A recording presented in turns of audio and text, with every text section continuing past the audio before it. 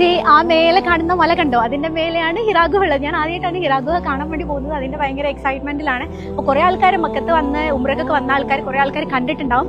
അല്ലാത്ത ആൾക്കാർക്ക് കാണാൻ വേണ്ടിയിട്ടാണ് ഞാൻ ഈ ഒരു വീഡിയോ റെക്കോർഡ് ചെയ്യുന്നത്. അപ്പോൾ അതിന്റെ മേലെ എത്തിയിട്ട് ഞാൻ ഗുഹ വീഡിയോ എടുത്തിട്ട് കാണിച്ചു തരാം കേട്ടോ.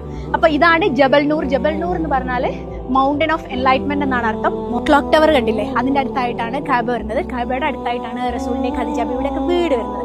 അപ്പോൾ ആ സ്ഥലത്ത് നിന്ന് ഈ ജബൽ നൂറിന്റെ ഈ മേലെ വരെ ഡെയിലി ഖദീജ ബീവി നബിക്കുള്ള ഫുഡുമായിട്ട് വരുമായിരുന്നു. അതും അവരുടെ 40+ ഏജിൽ.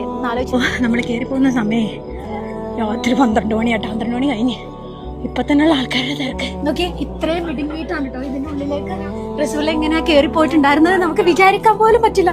അത്രയ്ക്ക് മിടുക്കില് ഇതിലൂടെ ഇങ്ങനെ ട്രാവൽ ചെയ്തിട്ട് കാണാൻ പറ്റുന്നുണ്ടോ.